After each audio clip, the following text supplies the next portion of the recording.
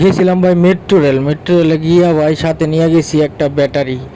Battery প্রথমে কাঠ নিল, কাঠ নিয়ে পাঞ্চ করলো, তারপরে মেট্রো রেলের ভিতরে আমরা স্টেশনে ঢুকবো। হ্যাঁ খালি মনে করেন টিকটক করে, টিকটক কইরা কইরা কইরা করতে করতে দেখেন এই যে জায়গায় টাকা খাইবো, কিন্তু মানে মানুষে বুঝে নাই। হ্যাঁ মনে করেন যে চালাকি করে মনে করেন চলে গেছে, কিন্তু বিরাট ব্যথা পাইছে। তারপরে মনে করেন লিফটে উঠলাম, লিফটে উইটা মনে করেন যে এখন মেট্রো রেল স্টেশনে যাব, স্টেশনে যাওয়া মেট্রো রেলে চড়বো আর কি। মেট্রো রেলের অবস্থাটা দেখতে পারবেন।